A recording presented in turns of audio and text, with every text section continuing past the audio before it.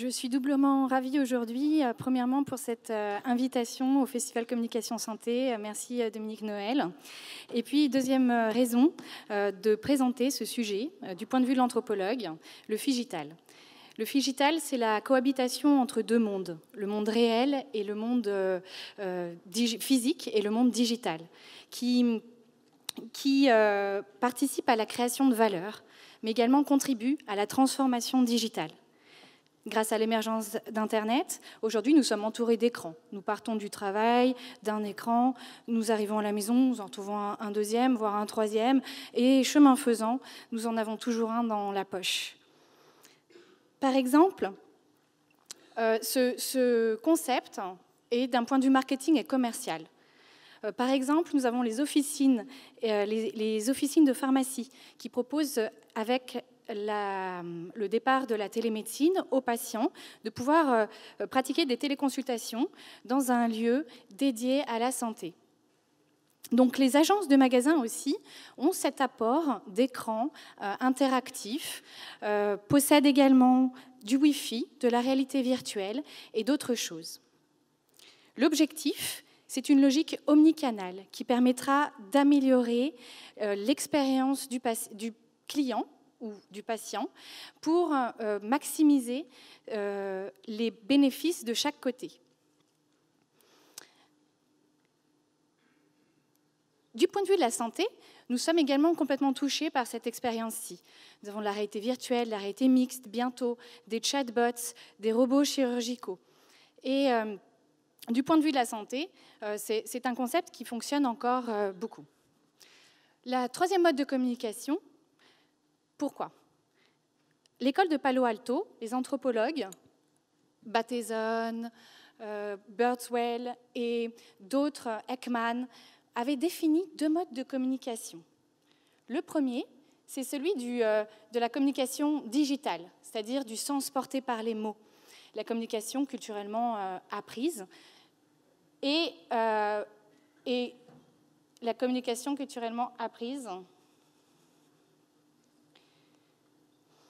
Et le deuxième, c'est la communication analogique. La communication analogique, c'est celle émotionnelle, intuitive, directement ressentie par rapport à tout ce qui est communication non verbale. Donc le regard, les gestes, la posture corporelle, etc. Il apparaît que communication non verbale joue un rôle plus important dans l'acte de communication que la communication analogique, celle portée par le sens des mots. Ceci serait peut-être pour moi la première représentation figitale. C'est un morceau de câble de 1898, tel que, premièrement, implanté en transatlantique entre les États-Unis et l'Angleterre. La reine Victoria, à ce moment-là, a eu la joie de se féliciter de cette réussite et a pu envoyer au président américain Buchanan un télégramme par ce câble. La nouveauté, c'était que en fait, le message circule en 30 minutes, au lieu de 10 jours au préalable par bateau.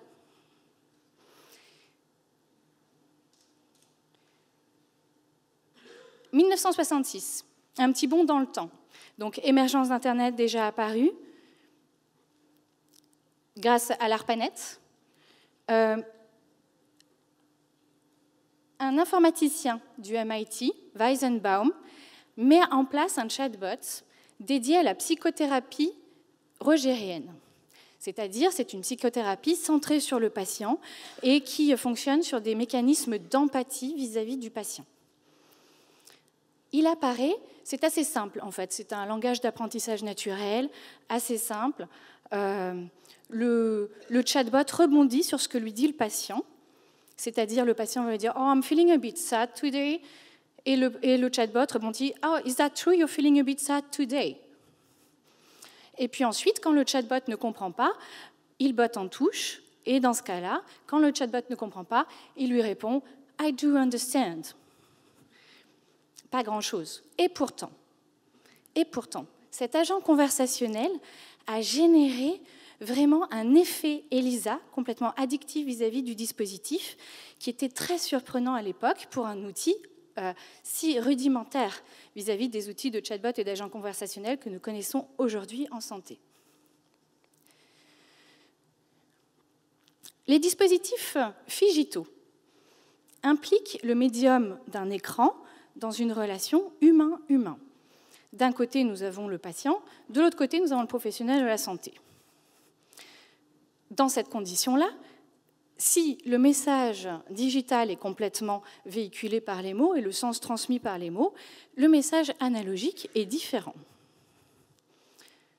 Le regard peut être là, mais ne serait-ce que le contexte de l'image, la structure, le cadrage est différent. Il n'y a pas l'odeur, il n'y a pas le toucher. Il s'agit d'un autre mode de communication. Et puis aussi, parfois, il n'y a pas d'expert humain derrière l'écran.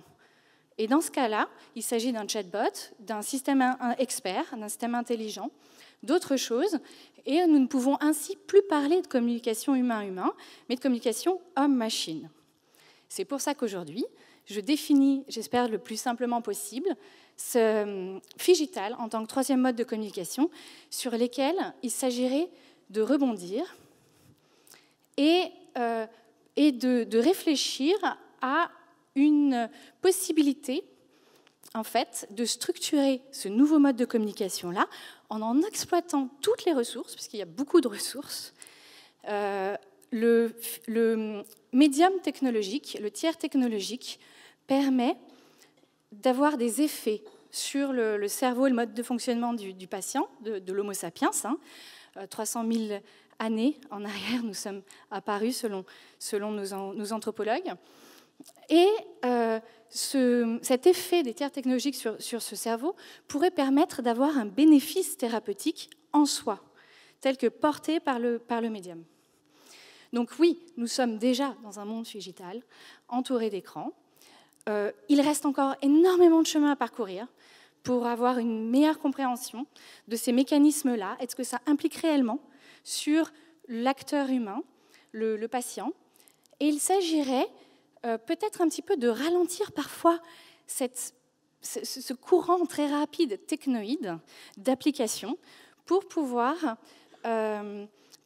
examiner les attentes réelles des usagers, leurs besoins, leurs valeurs et les effets thérapeutiques qu'ils pourraient avoir sur ces personnes en attente d'une amélioration de situation de santé.